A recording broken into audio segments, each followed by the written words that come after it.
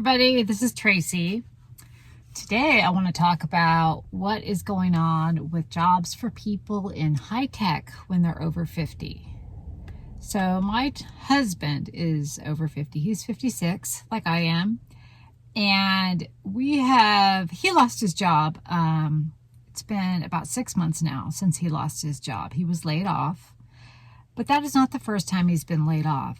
Since he hit 50 years old, now this is also right before COVID, then COVID times, and several jobs after COVID. He would be there for a little while, get laid off. Be there for a little while, get laid off. Be there for a little while, get laid off. And so it happened again. So we kind of were like, okay, what's going on? We kind of always thought that this is something that's going to happen as he gets older. There's just going to be less jobs because in high tech, as you kind of get higher in the management, sort of, that director, senior director, VP level, there's just less and less of those jobs. I mean, that's normal, right? I mean, there's less of those jobs. It's just the way it is. So we sort of expected it, but now it's here, it's happening. And with the economy kind of taking a turn, like things are kind of changing very quickly, and companies are just not really loyal. They're just not really loyal to you. They don't really care about you at all. Like, so if you think that they care about you, you're absolutely wrong. They don't. And or if they do, you are in a very unique situation. The people might care about you. The people at the company might care about you, but the company, the corporation, that entity does not care about you. They care about their dollars, their bottom line, and that is it. And so anyway, why am I even talking about this today? Like, whatever, people lose jobs. And before this, my husband never had been laid off. Before the age of 50, he was never laid off. He was always the type of guy who he would have this job. Then he would have opportunities where people would come to him while he was still employed. They would come to him because they knew him. They had worked with him in the past or whatever, and they would try to recruit him over to their company.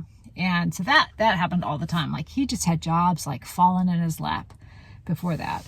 So that was really kind of what we were used to. And even though we knew that it would probably change as he got older. And so what we're finding is very unique about this situation is that it's not just him this time. This time, like, as we've told more and more people about him having lost his job, now this is like people who are also in high tech, lots of engineers, lots of product management people, VP, senior director type people for various different companies. What we're finding is that a lot of people in those industries, a lot of people we know personally, have also been laid off. We probably know 5 or 6 people right now that are sort of in that industry that have all been laid off at the same time, like around the same time. And they're at different, points looking for jobs. We had one who actually just recently found a job. So woohoo, that's great. But everybody else has been looking for jobs, or what he's had are people he used to work with in the past who have been reaching out to him, not knowing he's lost his job, and they're looking for jobs from him. And then he's like, oh, well, I've also been laid off, so sorry, I don't have anything right now. That is quite unique. So just looking at our experience, what's happening. People say, hey, the economy's okay, yada, yada. Maybe it is, maybe it isn't. Maybe AI is going to take all the jobs, and maybe it isn't. What he was already seeing is that AI was taking those lower level sort of jobs, or at least sort of starting to shift the numbers, because those lower level sort of high tech jobs, there's things that the AI programs can do now that are replacing people. And what he sees happening with that is over time, AI is going to get better and better and just start displacing more people in the high tech industry. So he, as an engineer, that's his training is as an engineer. he also kind of figured that this is probably not a great field to go into for future engineers. I mean, they'll still have some of them around, but he believes that eventually the AI is just going to keep sucking more and more of those jobs, and there'll be less and less of those engineering jobs available.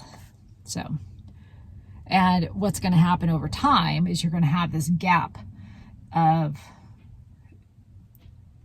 the experience that engineers would normally be getting as they've worked doing their engineering work. Over time they gain experience, and kind of their own value goes up because they have experience, like years and years and years of experience in this field. He's like, well, those people are not being developed. They're not going to be developed. So eventually you're going to have this gap where you have your very high level people, and they have kind of a gap in the middle, and maybe some low level people, but not enough people kind of in the middle, like if anything goes wrong. Basically, that experience that these people would be getting over time, those people are going to dwindle.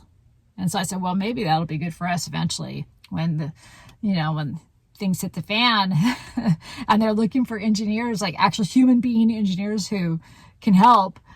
Their price will go way up, but there won't be those people in the middle gaining experience over time. And so that's going to leave a huge hole in the engineering world. So why am I talking about this? I just think it's interesting. And it's interesting to think about if you have, college age kids who are thinking about going into engineering, and they think there's a guarantee of a job that's going to be there for them.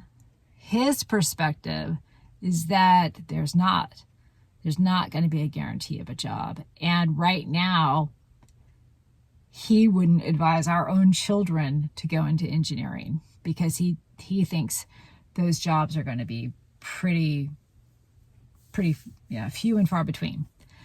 And my daughter was thinking about engineering at one point.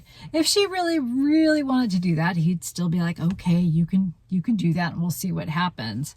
But I don't know, it's not looking like a guaranteed job anymore. Like I think we kind of all thought it did seem like in the past, like pretty much. I mean, I know there was like a lull of engineer hiring back in like when he actually got out, like I think in the early 90s. I think there's kind of a engineering crash for a while where it was hard for engineers to find jobs, but then that went away.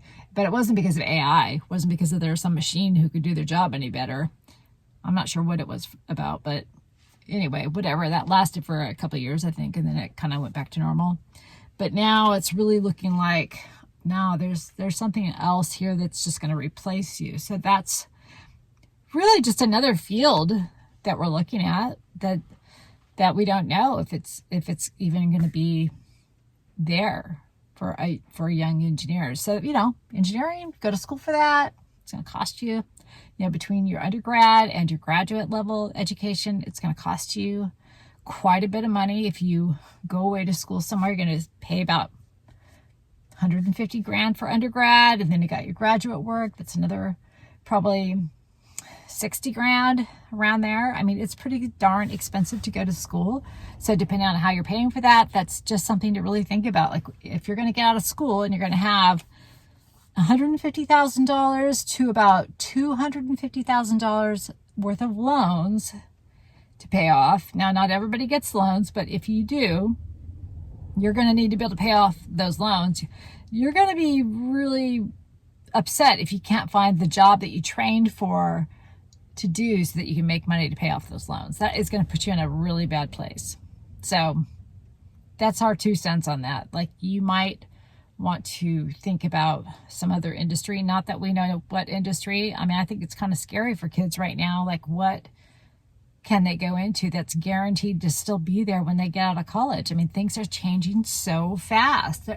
Like I feel like our young people, there's just no guarantees. So we all need to be thinking what is going to still be there no matter what AI does to the jobs. So what are your ideas?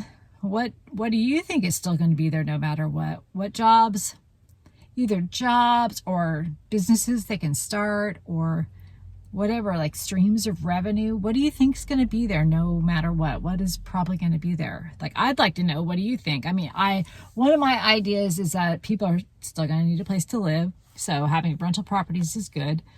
But if people become unemployed, I worry about this. If people become unemployed, how are they going to pay for their rent? Like, so maybe they can't. Maybe they can't pay for the rent. And then you have a bunch of tenants who can't pay their rent. I mean, I feel like this is really something that affects all of us, regardless of what your financial situation is. If you're an owner, if you're a renter, if you're, like a landlord or whatever. Like, I don't know. I'm kind of at a loss. I feel like, I don't know. It's a big, scary unknown. And, if you have some ideas that you'd like to share about what you think are good ways to move forward as a young person, like a person who's looking at that college age, like I think we've all heard it's good to go into the trades right now, like mechanic or carpenter or electrician or plumber. Like that seems to be like on people's radar a little bit. But what if you don't want to do one of those things? What else is there? What do you think? What should we do? Or what do you think about the trades? Are the trades even good? Are there more trades than I am even aware of? What other trades are there that people don't think about? What are the quieter trades that people don't know about? Anyway, let us know in the comments. I'd love to hear. And that's it for now. That's just on my mind. I'll see you guys later. Have a great day.